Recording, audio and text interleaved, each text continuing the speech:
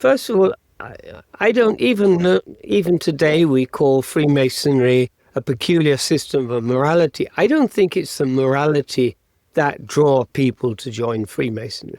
I think what they want is to be part of a brotherhood, and they want to learn in the brotherhood and to make friends.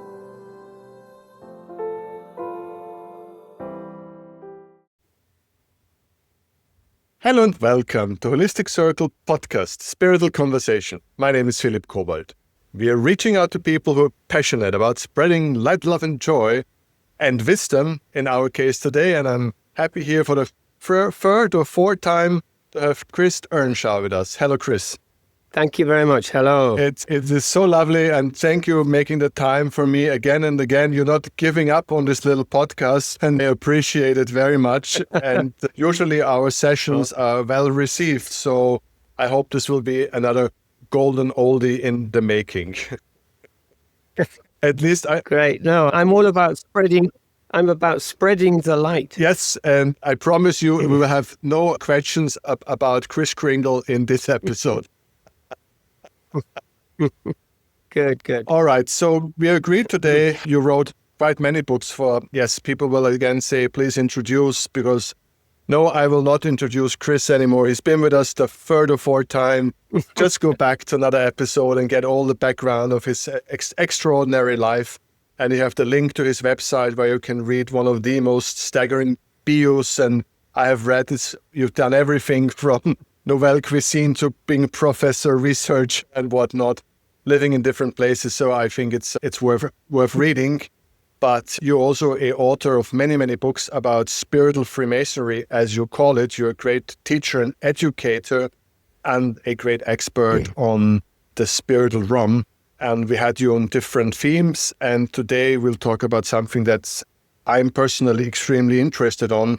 It's just what it is, what it means to be a better man, to do self-improvement, to be part of a path towards light, what it actually is, what it means. And I'll let you make a more general introduction, and then I'll be asking some questions now and there, if you be so lovely, Chris.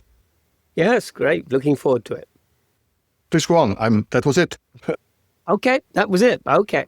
So the idea that passions me to write books about Freemasonry is that I believe most Freemasons understand Freemasonry to be about morality, a moral teaching. And they actually quote in the degrees that Freemasonry is a peculiar system of morality veiled in allegory and illustrated by symbols. And so the idea is that people who have weak morals, not sure exactly what a weak person with weak morals, or immoral person, perhaps, would want to join Freemasonry. But on the other hand, why would we want people who are immoral joining Freemasonry? It's a little bit of a conundrum. This has been, I think, set out very well by a Masonic author called Mackey.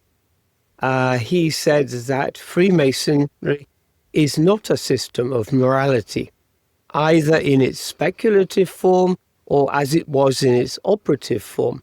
And it was never intended to be, but it is a fraternity or brotherhood of men who are engaged in the grand idea of work. It has never been an ethical culture society, nor one devoted to moral reform. On the contrary, it requires any work of moral reform shall have been completed in the petitioner as a qualification for his candidacy.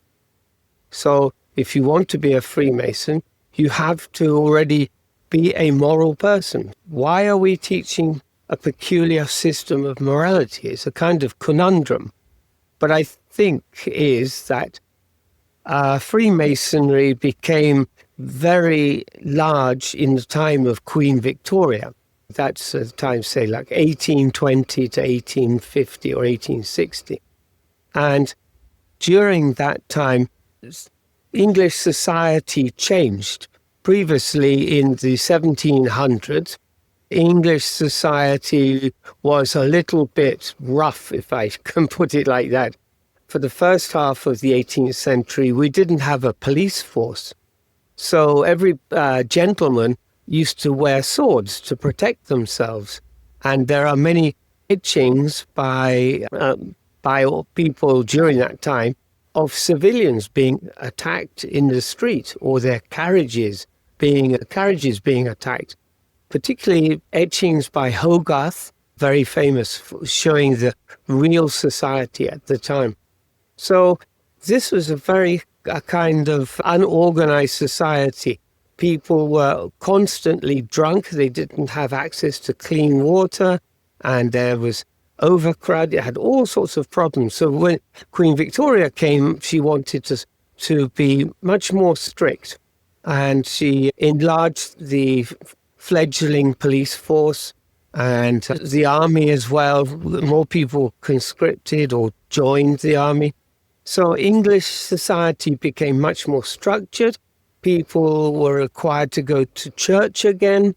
And so the church put the emphasis on a moral education.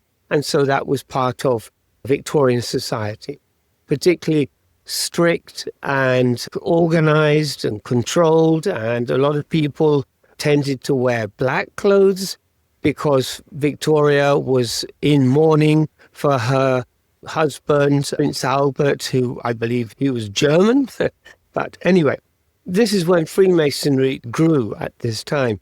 And so this has infiltrated into Freemasonry, the idea of being strict, of wearing black clothes and white gloves. But previous to this, it had been much more of a spiritual society, I believe. And I've been writing these books showing the growth of Freemasonry from 1717 and how the underpinning of Freemasonry is probably based on the Chinese religio-philosophy, I think they call it. It's a combination of religion and philosophy. But Taoism is not a religion, it's more a philosophy. However, so I've been writing about all the words that are, for example, one word that we use in Freemasonry is token. So a grip or a token means a handshake or a token. Now this token is very strange. What does token mean? But actually, token is Chinese for bowing. So, in the West you shake hands, but in China they bow. Now, nobody has talked about this word, which is kind of just right in the middle of the ritual with a handshake or a token. So at last I did a lot of research in Chinese dictionaries, particularly 17th and 18th century Chinese dictionaries, and I came up with this word token. So there are all these great hints in the ritual waiting to be discovered. Having written this, I thought the last thing we need is for a book that shows people how to practice the spirituality of the former Freemasonry. If they wanted to get in touch with their spiritual side through the ritual of Freemasonry. Now, of course, it's a ritual, a meal, and we all go home. So after a while, it gets a little bit shallow, I think. So this book, it isn't been completed yet, but it should be coming out at the end of this year or beginning of next year. I have 120 pages so far, so there's a lot of work to be done to it.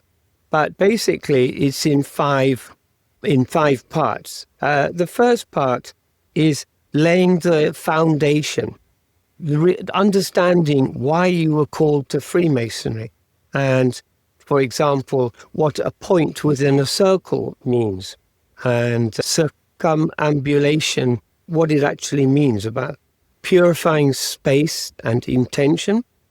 Second section is dubbed Entering the Mystery.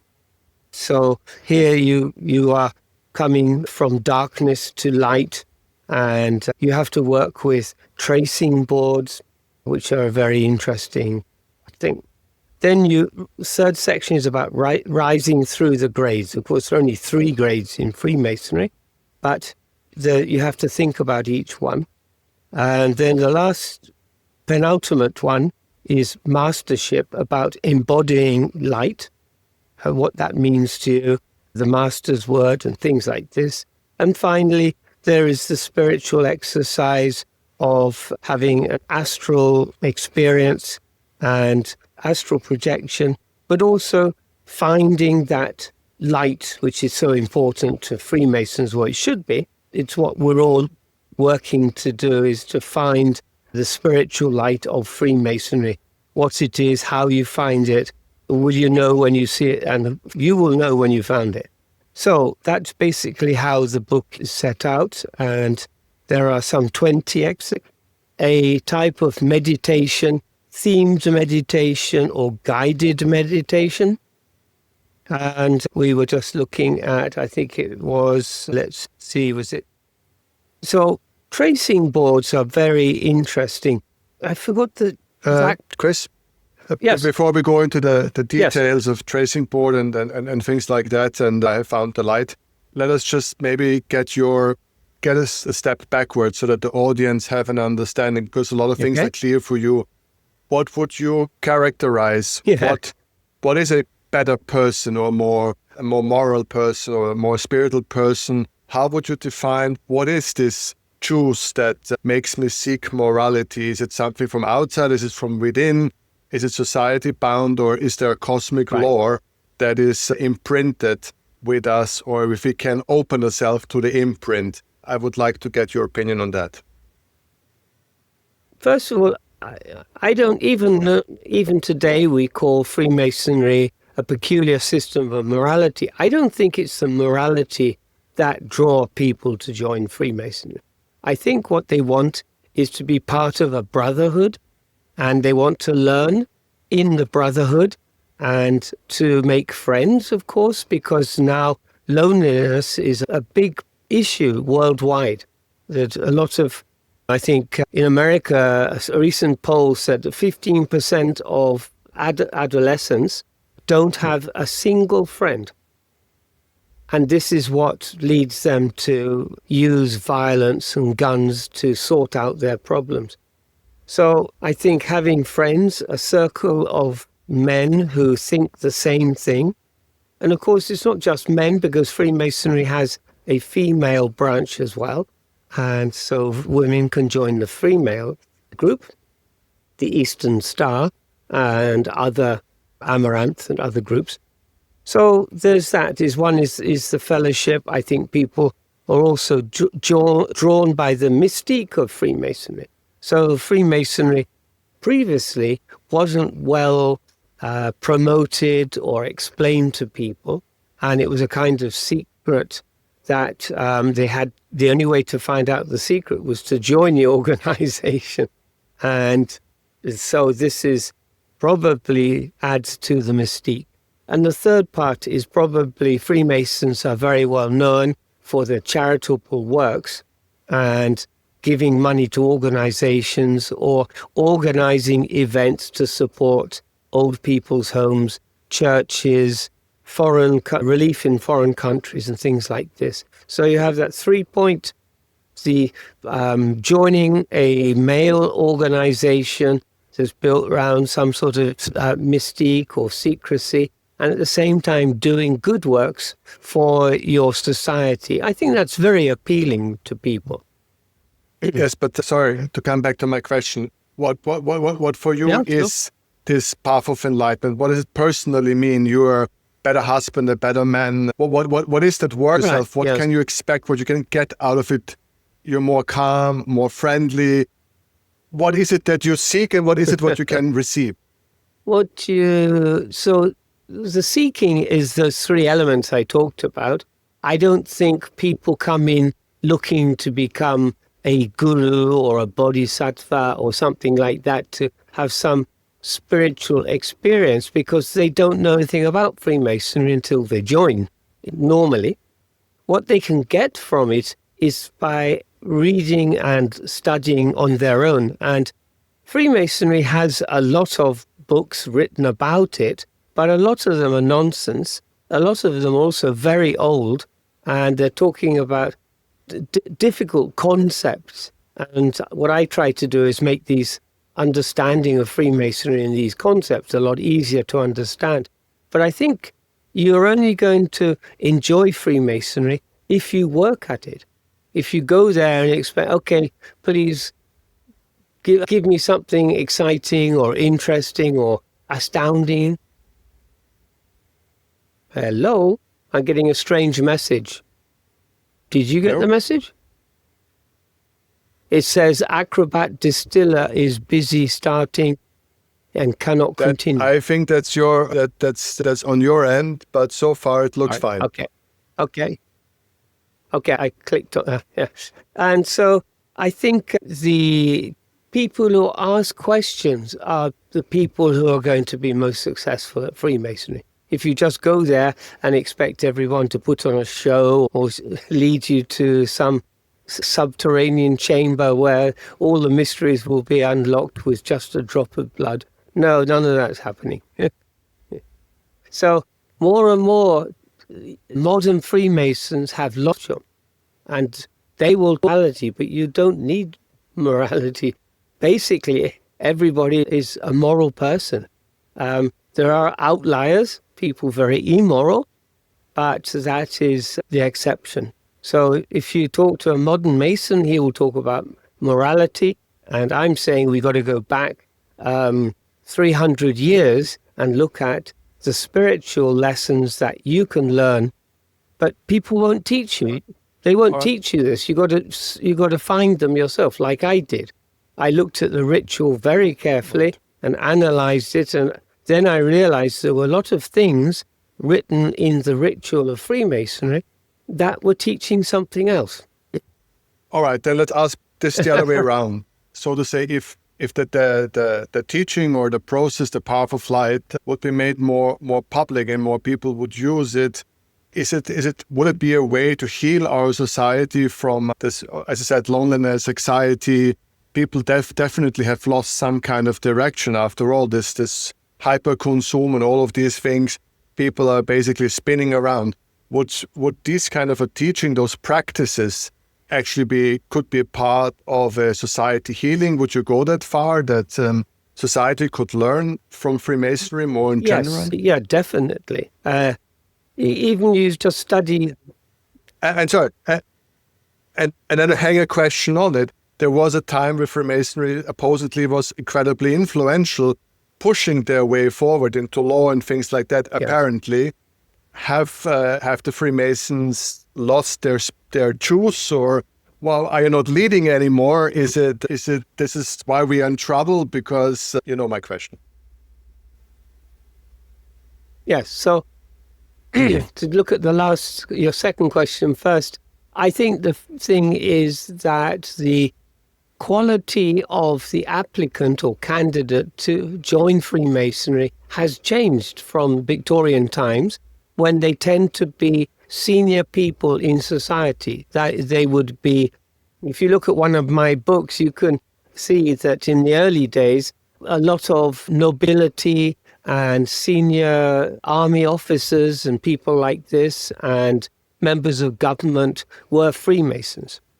And there were very few people who were shopkeepers and there were some, but there were very few. And nowadays it's turned upside down, and we have mostly businessmen and shopkeepers, but there are very few prominent members of society joining Freemasonry. And so I think that's one of the drivers that has changed to Freemasonry. When you have an influencer, for example, somebody who's famous, for example, Elon Musk joins Freemasonry, then he will attract other people he knows or people who respect or admire him. They will also join his lodge. And this is how it happened in the old days. But nowadays, it's not the same. And there's a limit of influences in society. It's the 1% or 2% of society that motivate everybody else to try and make money or my be question is, successful why have in these society. influences? Because it's a general feeling. Even if you don't know anything about Freemasonry, Sure. whatever, you more and more feel that these people rather buy the private island or try some gigantic bunker or want to have a colony on Mars, that they have given up on us. It seems like they are more and more building like huge walls around them, and they have cut themselves from society, generally speaking, and they also lost an interest in like joining a lodge, and they are doing the work.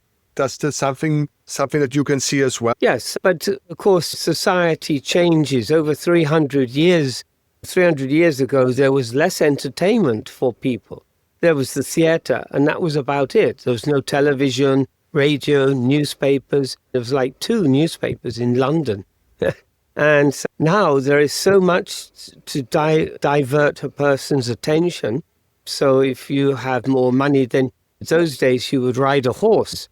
And one horse and the next horse are very similar. But nowadays, if you ride a car, the difference between different cars is, we say in England, chalk and cheese.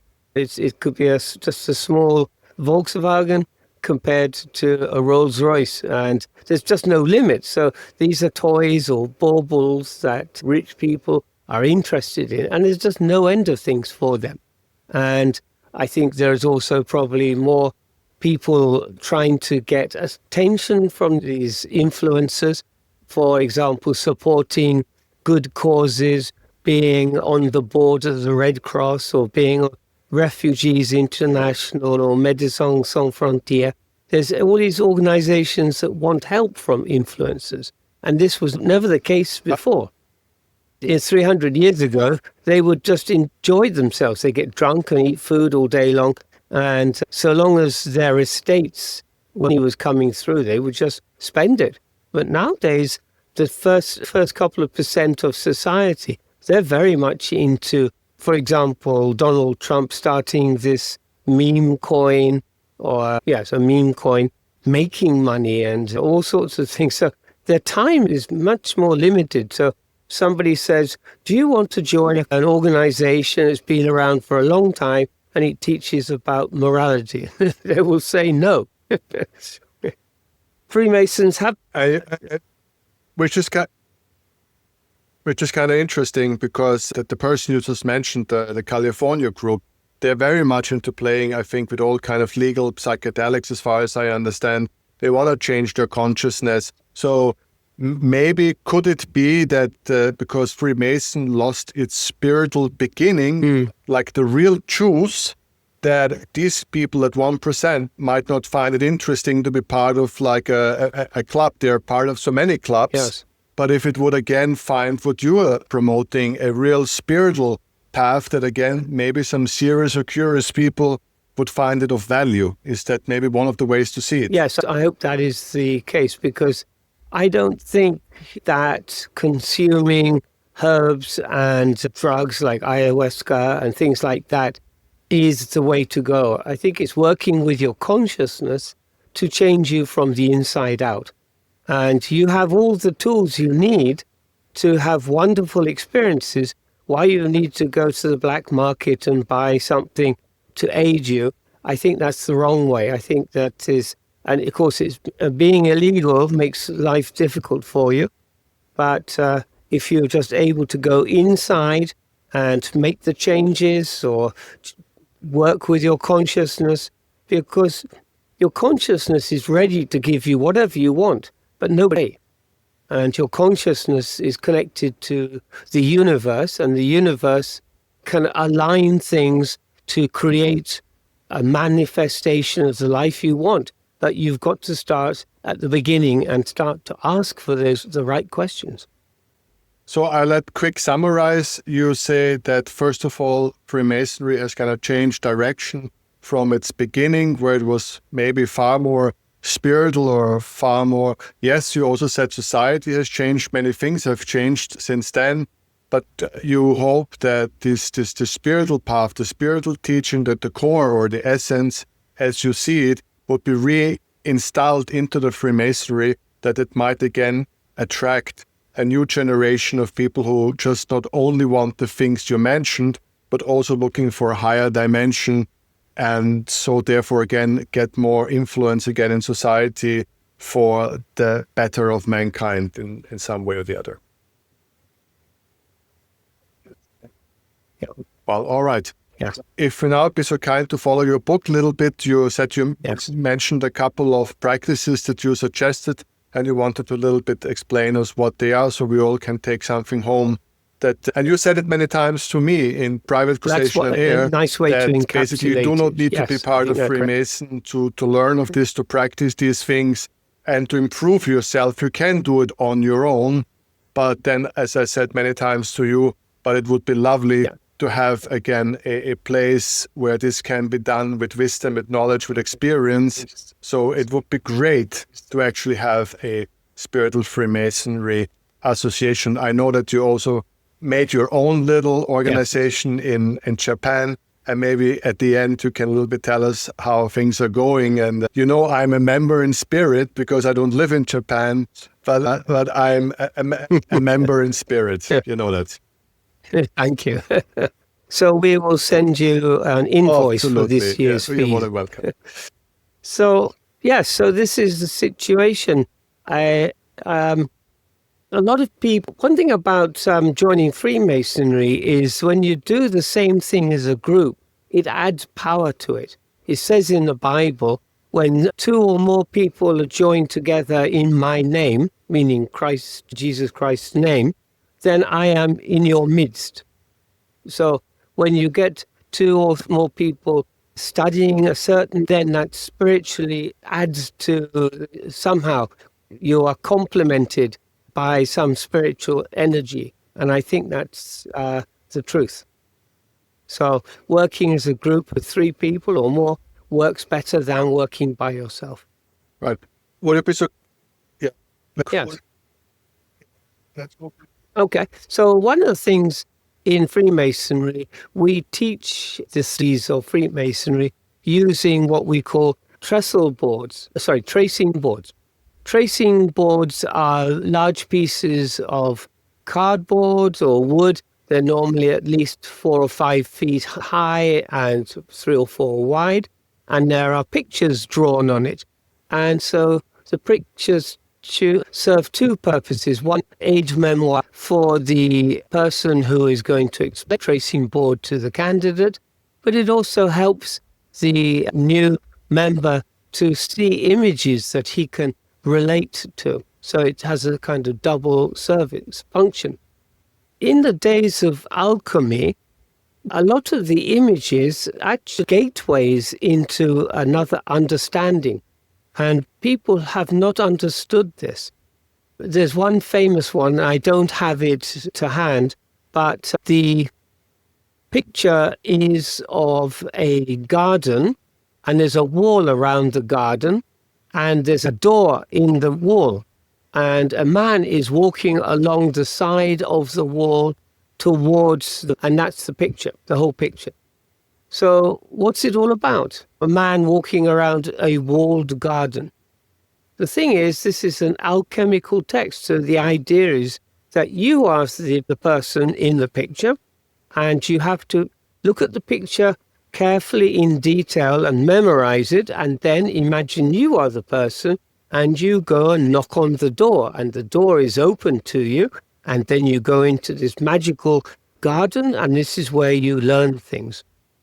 And so this is how spiritual teaching was done in the 1400s, 1500s using alchemical texts. So the pictures are not just pictures, there's more to them.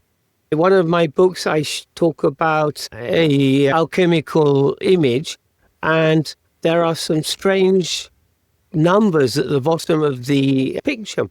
These are mirror text. So you have to hold the picture up to a mirror to be able to read what is at the bottom. But it's written in German, but it's just a quotation from the Bible. But that quotation is very important to understand the whole. So there are many tricks that were used by alchemists to their teachings, but also teachings to people. And so Freemasonry is the same. In the old days, the images were not drawn on large pieces of cardboard or hardboard, but they used chalk to write the same pictures on the floor. And at the end of the meeting, they would wash the picture away with a mop so that other people could not see it. This is something that people probably don't understand very well, and that's one of the lessons I introduce as a guide for self-transformation.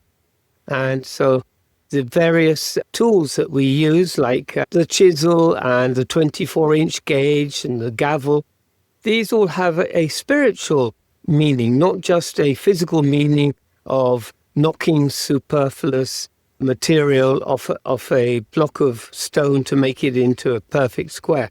There's more to it than that.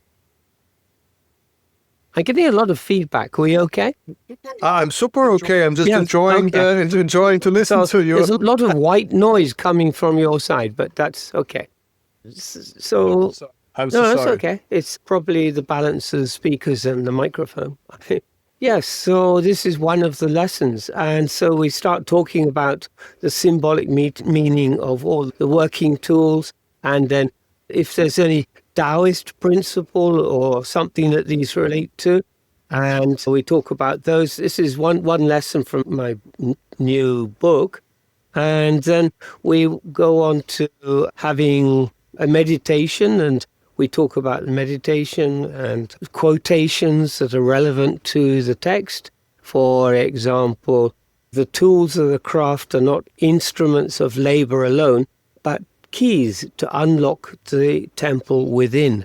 And I think that's, is what it's all about. Here I would like to ask a question. The temple within, I think that requires a small piece of explanation. Yes. What is the temple within? Are we talking about open the chakras or those vessels around the heart?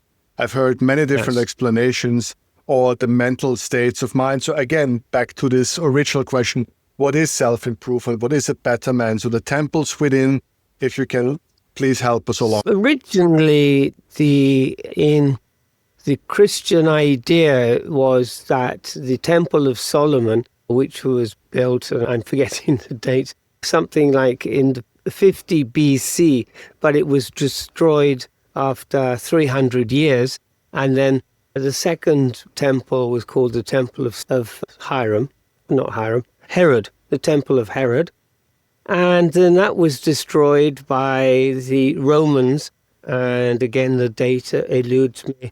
As you get old, I forget so much. It's a little bit embarrassing. But anyway, the second temple was destroyed by the Romans. And now the third temple is for us to construct. So as Freemasons, we use stone and we use all these implements to create a new temple, the third temple. But the third temple isn't a physical place. We're not using real stone. We're using spiritual materials to build a spiritual place. And that is somewhere inside you. I don't think it's in a chakra or anywhere. I just think it's inside your heart or your chest. It's not important really, but it's just a place where you can meet God directly. And so what we're talking about here is bypassing traditional religion, where if you want to advance, you always have to use a rabbi or a priest or a minister or an elder or someone like that to show you or to teach you. But in Freemasonry, this is a direct experience. And so we're bringing in the idea of gnosis. Gnosis is not talked about in Freemasonry, but that's what it's about. It's a direct experience of God where you meet him in a temple.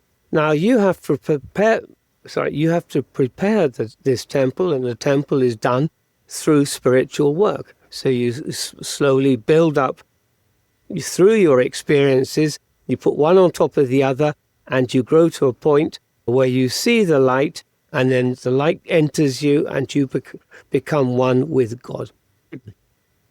this, of course, everybody of us would wish to experience something like that. And as we already heard from other podcasts, that you had unbelievable experiences of that light, and you had several strong experiences from this light. And as you have told us already, but maybe this is a good recap in this context to, again, my so simple question. What would you say for yourself, basically, that experience you had with light? So you have become a better man, a better person, a more, would you say, the transcendent, being content, being more humble? How would you see the effect of this surge that goes through you? Are you a better husband, a better father? Where can you pin it down for my audience and for me? Yeah, I think that's probably true.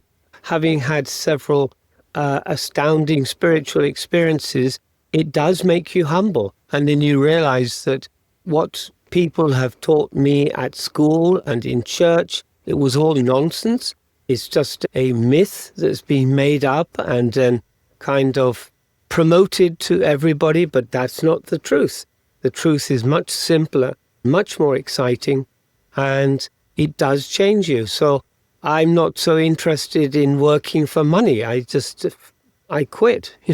When I was ahead of the game, I just said, no, I'm quitting. I'm using my time for my self-transformation, I suppose. And I've been reading and practicing and studying, and I'm very happy with where I am. I'm not interested in another suit or another title or more visiting cards. I couldn't be bothered.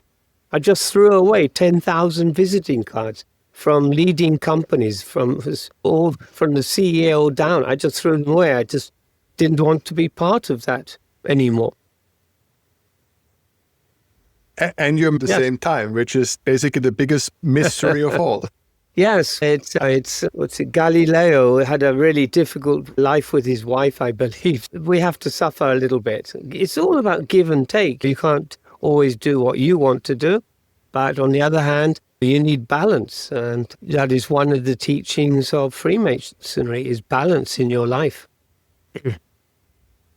There we go. So we found finally a little nugget. So balance, to learn that Freemason teaches us how to be more balanced. So we got one nugget at least. Let's see if we find another one. I know it's always hard to get something else. I just never thought about it. I'm inside doing it, and I'm not on the outside looking in. So I'm now teaching it to people, and I'm also teaching it to... We may be opening a spiritual lodge soon. The Grand Master asked me if I want... We have a lodge that went dark about 20 years ago, and he said, would I be interested in starting a new lodge? And I said, yes, but only if it's on spiritual basis.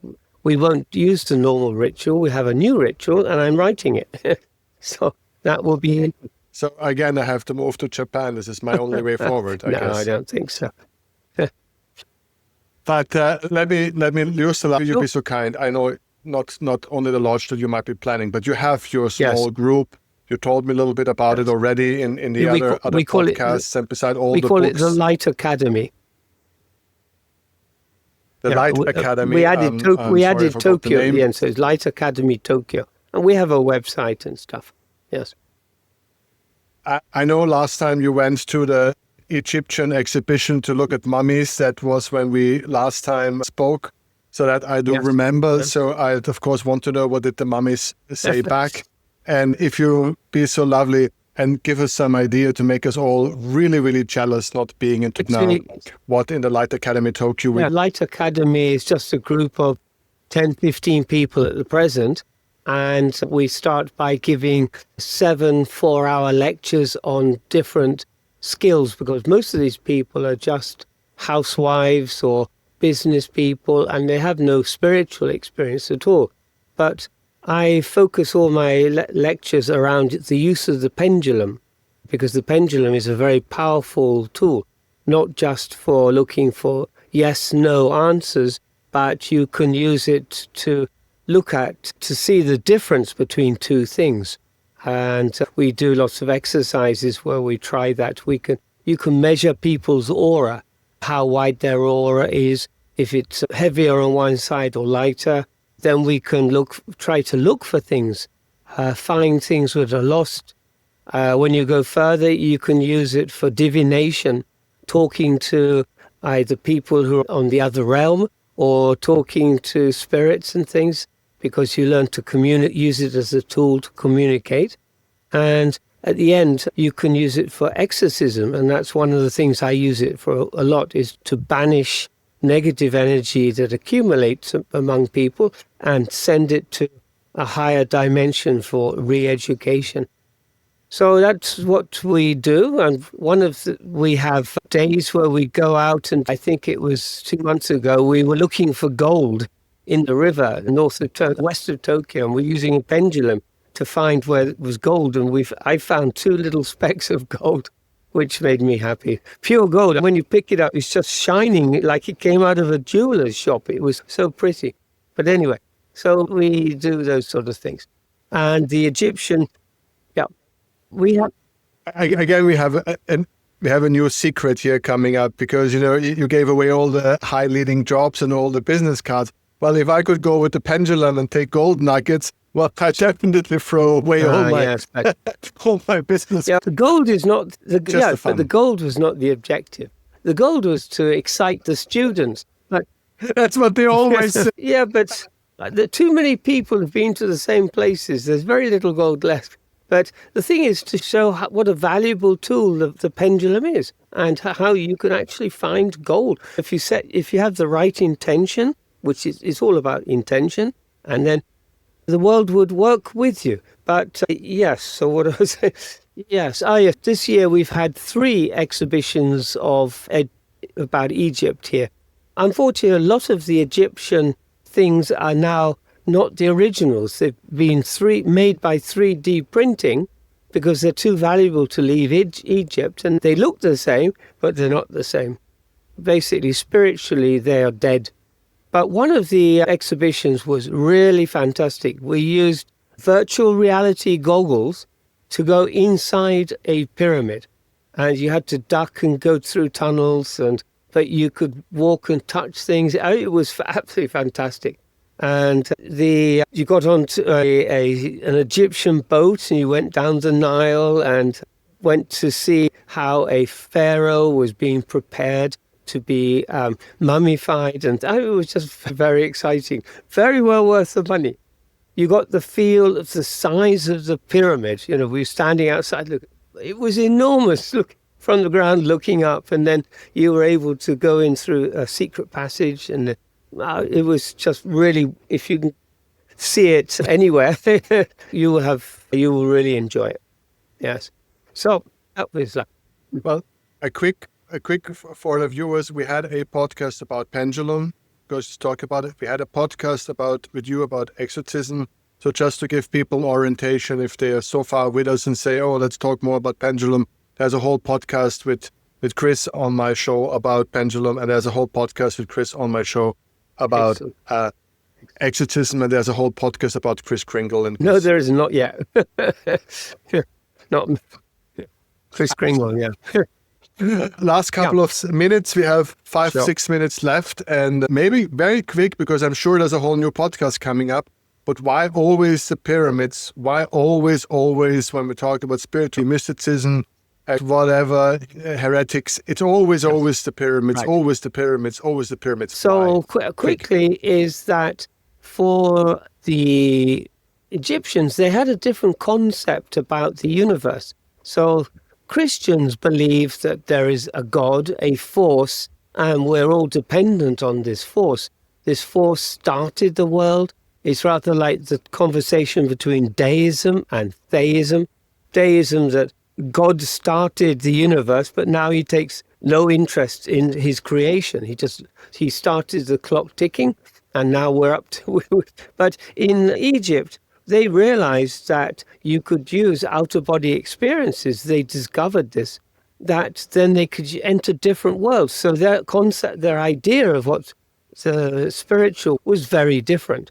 And of course, they died out due to famines, and the whole of the country got covered in sand and buried, and the whole tradition died off. So when Napoleon found it in, what was it, 1799 or something like that, on the Napoleonic exhibition. Yes, expedition. Yes, thank you. They found just the tip of the pyramid, and they found just the head of the Sphinx. So this kind of piqued people's interest, and then when they found hieroglyphs, and it became more and more of a mystery. So to the West, Egypt always looked like a mystery where people were working with the universe and they had special powers and things like this, but nobody understood it. Whereas Christians said, oh, we know all the answers because it's in the book in the Bible. It's written for us. Of course, the Bible is just some person's mythology. It isn't true. And that causes lots and lots of problems for people who believe it's true. And whereas it isn't, you have to take it with a grain of salt. But anyway, the Egyptians, they wrote their Bible on the walls, and they have the pyramid text and they have coffin texts, and you can see what they believed because it's all written there. And we look at it now and say, there's no way they could fly through the universe. Well, there is a way they could fly, because hundreds of people like Robert Peterson, Bill Bullman, all these people, Robert Monroe, have taught us how to do it, but nobody's listening. And we have a podcast on these experiences with you again, where you came here and talked about how to have these experiences.